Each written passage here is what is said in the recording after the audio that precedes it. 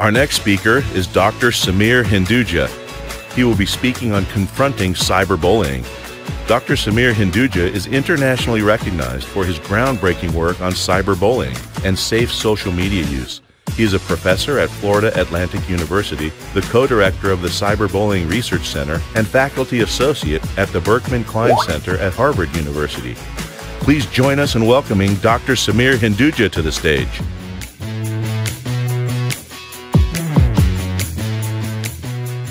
Good evening, everyone. Appreciate your time today. Just wanted to chat with you for a little bit about cyberbullying. I first want to also say that you probably have a lot of questions, and don't worry that there's help to be had. Please don't feel helpless. I don't want your children or your teenagers to feel helpless either. There is help to be had, and so don't hesitate to follow up with anyone here, and we'll come through for you in any capacity that we can. To begin with, there are a number of platforms that so many youth are using these days. I trust that you recognize most of these icons. The vast majority of youth are using them well, responsibly, respectfully, but there's always going to be a small proportion which misuses the app, which misuses the platform. What we're trying to do over time is to marshal peer pressure and school culture and, of course, educational initiatives to get those who are on the fringes on board with the rest. Because bottom line, when anyone goes online, they want to have a good time. They want to enjoy it, and we want to make sure that it benefits them, of course, relationally and socially, but also when it comes to meeting their communication needs, their academic, their scholastic needs, of course, critical thinking, self-presentation, self-representation. There's a lot of benefits there to be had, and hopefully our youth, when they go online, they're not dealing with trolls or hate speech or other problematic content. Schools contact me relatively frequently, and they often mention that we're dealing with this problem. In this case, it's a hate account on Instagram, and so we work with the platform to get it taken down. And what I would want to share with you here is that most youth, they don't want you to make it a big deal across the school. They don't want to possibly be set up for retaliation because you freak out. They simply want the problem to go away. That is usually their number one goal, their number one objective here. And so I think we should come alongside them in different calm, rational ways, which we'll talk about, as some of the other speakers have talked about, in order to assist them. This is an example of a threat. And we know that we're not supposed to make jokes about bombs at an airport. Well, similarly, all of our youth need to understand that you cannot be making jokes about someone's safety or their family's safety, because it is a criminal offense. Now, to be sure, many of our students, many of our children, they suffer from an invincibility complex, and so if we mention, felony or criminal offense, they're likely not deterred, but I still think that should be part of the message. This is an example of course, hate speech or racism, and I have dealt with my own share of racism over the years, and it cuts deeply because it's targeting an aspect of your identity that you can't change, whether it is your religion, whether it is your race, your sexual identity, expression. There's so many characteristics that are protected. And here also, it's worthy of mention that this could border on a criminal offense, again, a hate crime in most jurisdictions. And of course, we see issues that suggest that maybe there will be some sort of shooting on campus the next day. And platforms are being used in this capacity, but thankfully they're trying to refine their algorithm so that they're able to quickly get law enforcement involved, local law enforcement, to respond in some immediate way so that we can prevent any of these disastrous potentials. Let me spend a couple of minutes on the research just to set a backdrop of how often this is happening. We worked with Cartoon Network a few years ago in order to get a feel for tweens and their experience. And what this specifically points out is that, yes, it's affecting tweens in significant ways. For example, yes, their schoolwork and their physiological health, but definitely also their friendships and then their feelings about themselves. And we know that youth are at this very tenuous stage developmentally, and how they feel about themselves, without a doubt, affects so many areas of their lives. We've also been studying cyberbullying over the years, and you can see that, 2019 to 2021, we see a bit of an increase there.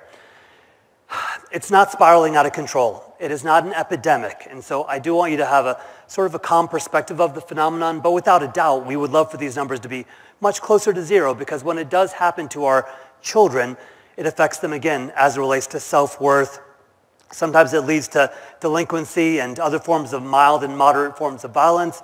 It leads to academic achievement difficulties, truancy, absenteeism, and even psychosomatic disorders, eating disorders and anxiety, depression. We've seen that borne out not just in the research, but even anecdotally. We know that's a story in our household if we've dealt with it as well. What I also want to point out, though, is that when youth are cyberbullied, when youth are cyberbullied, they can't bracket it. They can't sort of like compartmentalize it.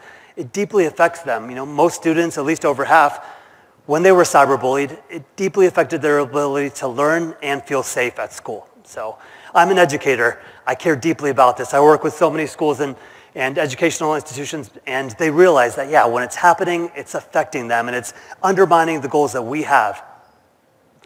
So as it's been brought up by so many of our speakers before, I just want to continue to emphasize that communication is a big deal. And again, it's not too late. You can sort of rewrite the script even now, even when you start over tomorrow. So I would love for you to start early when it comes to your children. My children are very young, but they seem to be pretty adept at grabbing the tablet or even borrowing my phone and using the voice commands to sort of load up specific songs on Spotify or specific videos on YouTube, and they're going to get more and more adept as they get older because that's just how it works. None of this is going away. So start early and again, try to have those conversations. We'll talk about how in a second here. But I also want to remind all of us that you and I are capable of being a jerk because we get cranky and we get irritable. And I think it's important that we remember it's okay to make a mistake. We should just call it out. It's just part and parcel of human nature to mess up sometimes when it comes to us being curt or short with how we respond, whether it's even to a loved one. But when we do, just make an example of it. And I would be like, son, daughter, I'm so sorry. I know I'm not supposed to be super impatient, even though I've got somewhere to go and so much to do. We're better than that. We're classier than that. And that ties into family standards. My partner, Rachel, and I, we worked very hard on figuring out exactly what we were going to focus in on. We first started off with a Word document that we just sort of attached to the wall, and then we changed some certain things out before we immortalized it with a sign that's in our family room. Now, again, our kids are young, but we've been able to point to it a few times, for example, as it relates to the fact that we're all about honesty in our family. The Hinduja household is all about humility. It's all about courage. As they get older, I'll be able to point to some of the other values that we have. And I'm hoping, though, that this is just something that becomes intrinsic to who they are because we've been able to have this visible reminder of what we care about and because we're able to use stories and examples and experiences to reinforce it. And this bears fruit, offline for sure, but also online over time. We need to have dialogue with our children, and I would start with the more innocuous, the more vanilla questions related to, what apps are they loving, what's really cool right now, what's becoming a little bit lame as it relates to your peer group and what they're using. And then over time, you can get into the more probing questions, the more sensitive questions. Have you ever received a message that made you feel creeped out or scared for your own safety, or you just kept being targeted because of this post and you were just being natural and real, but they just are using it against you over and over again, and they're taking screenshots and it's going viral across the school? So bottom line, you just want them to know that you do care about not just their sports and clubs and schoolwork and other activities, but also their online experiences. I also want to talk about resilience briefly. When you think about resilience, maybe like me, you might picture a rubber ducky in a bathtub full of water, and when you push that rubber ducky under the water, what happens? It pops back up. And I feel like our default when our children are cyberbullied or harassed online or at school is to just swoop in and rescue. And I absolutely get that. I feel that very heavily as well. But it's worth a reminder that most bullying, most cyberbullying, tends to be mild, tends to be minor. I would never talk about resilience if your child is dealing with some sort of severe, incredibly offensive, vicious attack. But generally, it's insults, name-calling, rejection, exclusion, and I want my children to grow in resilience. I want them to develop a social and emotional toolbox of skills because without a doubt, they're going to deal with conflict, social conflict, as they get into their older years. When you think about college, when you think about adulthood, and I want them to have practiced resilience in the safe and supportive environment of my home. And so it's not like you don't do anything. You just sort of stand on the side, and you're, of course, there, able to swoop in and support when necessary, but you want to see what they're going to do with that hateful sentiment being expressed on this platform, or that embarrassing photo that is now being used against your child. Just let's see what happens, and of course, you can provide advice when they come to you, but the hope is that you don't immediately swoop in. We studied resilience, and what we found, of course, is that those kids with the highest levels of resilience, when they were cyberbullied, they didn't fall apart. They were able to continue to succeed and do well in school and in their other activities. Makes sense, but what I thought was also very telling was that those kids with the highest levels of resilience, when they were cyberbullied, they engaged in what are called pro-social responses. For example, if you can see on the far right of the bar chart, they reported the harassment or the targeting to the school. They reported it to the site or the app. They changed their screen name. Maybe they worked with their parents or caregivers to call the police. Maybe they deleted their account or blocked the aggressor. The point is, we need our children to remember that they have agency, they have autonomy to control their online experience. They don't have to just take it like a punk. And so as we continue to work with them and help them become more resilient, they will remember that. A quick model I want to share with you out of the University of Pennsylvania is called the ABC model, Adversity, Beliefs, and Consequences. So being cyberbullied, dealing with social conflict, that's a form of adversity, but it could be really anything else. When that adversity occurs to our children, immediately they adopt certain beliefs. But some of those beliefs are unhealthy and they undermine resilient responses. What we would like, though, is for them to reframe those beliefs into a more positive direction. Let me give you an example. So let's say that this is my adversity. I'm a girl and I was not invited to a sleepover. Okay, so what are the beliefs I immediately adopt just to sort of explain this away, just to sort of come to terms with it? It might go like this. What the heck? They had a sleepover without me? I can't believe this. Man, this really hurts my heart. Why wouldn't they invite me? I mean, I'm part of the squad. I'm part of their crew. Maybe they get together all the time without me. Maybe they're talking bad about me right now. And actually, this confirms what happened last week and a few weeks before that and over the summer. Actually, when I think about it, my entire life is all of these examples of me being left out. I'm going to always be alone because I just don't fit in. You saw how quickly that devolved into just this chaos. Well, we want our youth to try to evaluate it and try to sort of understand it in a different light, in a more positive light. And it could go like this. Oh man, they had a sleepover without me. And yes, that does hurt, but maybe there's a good reason for this. I mean, maybe they got together after soccer practice and the mom said that you could have just a couple other girls. And I wasn't there because we were away on holiday. Maybe if I was there, I would have been invited. And plus, they're not responsible for how much fun I'm going to have in my life. I could talk to my mom right now and we could organize the most epic, legendary sleepover this upcoming weekend. So again, that's what we're trying to get. We're trying to get our kids to start to orient their thoughts in that more positive, more resilient mindset. Let's talk about empathy for just a second. So empathy cannot be a default only when you have a school shooting. We want empathy to just be part and parcel of who our children are, but we've got to be intentional about this. So we conducted research about this nationally, and we found that, generally speaking, students with low levels of empathy were almost 1.8 times, as likely to bully someone, and over 2 times as likely to cyberbully someone in the last month. But students with high levels of empathy were over 2 times less likely to bully and almost 3 times less likely to cyberbully. So empathy matters, and I know that all of us know that it matters, but how intentional are we in terms of fostering it and facilitating it in our children? First off, when I was growing up, I hung out with the same kids from elementary, middle, high school. And that's kind of sad because if I would have just branched out and chatted with different kids who maybe didn't look like me or act like me or think like me, maybe I would have made a best friendship that I absolutely missed out on. And so how are we intentionally asking our children to hang out with other kids from different walks of life? It might require a formal assignment. You can download sort of interview questions from the web and ask your children to talk to this kid or talk to that kid. And you know, they start off with pretty innocent questions like, who's your favorite character from the Marvel Cinematic Universe, or what's your favorite ice cream flavor? But then bottom line, you start to realize that, wow, you seemed really different, but we have so much actually in common because we're just growing up in this day and age and we face similar struggles and we are all fighting a different battle. I'm a big fan of Tim Tebow. I always will be because he's super resilient. And he's also very empathetic. And one of the things he does every spring is he organizes these events called Night to Shine, which are a prom, or which is a prom for students with special needs. But he enlists the help of students without special needs to come and serve as waiters or ushers or fellow dance partners, and then they build relationships with those kids who do have some sort of special needs. I'm sure it's a bit awkward and uncomfortable at first, but they push through and they build friendships.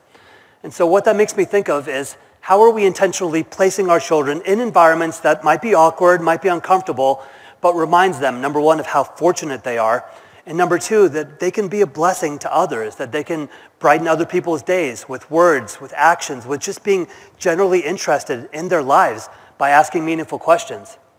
And so over time, their hearts get softened, their heart gets maybe even shattered to some degree. When I was growing up, we did all these mission trips, and my heart was shattered because I saw poverty, I saw deformity due to malnutrition, and that has prompted me to do a lot of things now that I'm an adult, because empathy is just who I am. A few other things as I wrap up here. First off, this infographic just points out that adults engage in risky behavior when they're driving, whether it's texting while driving or not wearing a seatbelt, etc. And so my reminder to all of you is that our kids are sponges and they're always watching us, and they're looking for rationalizations and justifications based on our own behaviors. And so, it's okay to make a mistake, but we just have to continue to remember that we're kind of living in this fishbowl, and our kids are always watching, and they're going to use some of our behaviors and our words against us. Or we just cannot be modeling inappropriate behaviors. And then this is just another reminder, and I'm sure Jason, our next speaker, is going to allude to some of the safety concerns here, but we're seeing a trend where at the beginning of the school year, parents are posting pictures of their child because it's the first day, but also revealing a lot of information which can be used against them by those who want to be aggressors in the form of cyberbullying, or who want to take advantage of them because they have various malicious or even predatory motives. I love how many of our speakers also brought up just the fact that, again, whether it was like the no trouble bubble, or in this case, the judgment-free zone, our kids are so nervous to talk to us, especially when it comes to technology, because they don't want you to take away the phone or to delete that app, because they need it. It's like oxygen to them in some ways. And we also talked about screen time, and so I know that you understand that balance, but do we need a visible sign in our homes? Just so kids remember that, look, I can go to my mom, my dad, my stepdad, my stepmom, my uncle, whoever you live with, and just have a chat with them. And there won't be criticism, of course, not just with words, but even with body language, even with tone. We have a tendency to convey blame. And on our website, which I'll share that information with you in just a minute, we have a document called, I think it's like Technology Use Contract, and that was brought up to you earlier. But the one that I have just focuses on what the expectations are for the child, but also what they are for the parent. The fact that you will be reasonable, the fact that you will be involved, etc. And so do consider checking that out, along with many of the other resources we have, including the Raise app, because we all need resources. I need it especially. One of my colleagues, her name is Dr. Kristen Matheson, she came up with a number of flashcards for the Would You Rather game, but related to digital citizenship. Here are just a few, and I would commend them to you to use as a resource, because it's hard to broach the topic, right? You don't want to use the wrong technological jargon and sound like a moron, and then your kids roll their eyes and tune you out. But these could be conversation starters, and so consider using them. And also on our website, we have a document called Cyberbullying Scripts, which shows you how easy it is to have a conversation about your child perhaps being targeted on any platform, and even in the major games. We also have a number of role-playing scenarios. Research is clear that when you use role-playing scenarios, your children then have an action plan of what to do. And if you've never walked through with them role-playing scenarios, then unfortunately, when it happens to them or when they see it as a bystander, they freeze, they get stuck, and they don't know what to do. We want our youth to take screenshots. They know on their phones. Do they know on their iWatch? Do they know on the Kindle? Do they know about screen recording? You can set that up in iOS as well as in Android. The platforms need the screen recordings as well as the screenshots in order to sort of exercise discipline on the aggressors. And the schools, because the aggressor tends to be someone from school when it comes to cyberbullying, they need that evidence to do their investigation and to exact discipline. Last points. When your child's the target, stay calm, collect evidence, as I just mentioned, work with the school, try not to vent on social media because that just causes more issues for the school when they're trying to do the investigation, talk to witnesses, make sure they don't open themselves up for legal liability or reputational liability, and work with service providers, work with platforms. I know platforms have been under the microscope. They need to be responding to you within 24 to 48 hours whenever your child is being harassed or victimized in any capacity. And when your child is the aggressor, monitor their usage. I know Smith just mentioned an app, but there's many other platforms. Again, check out the Raise app because of the resources therein could be extremely useful with the challenges and the homework that you can do. But when you set limits, please stick to them. It's so hard, I know, because they're so sweet and we just want to give them another chance and another break. But when they mess up and we set that consequence, let's stick to it. It takes a village. Let's all do our part. And if you need absolutely any help in the future, everyone knows how to get a hold of me. There's my contact information. Thank you so much for your time.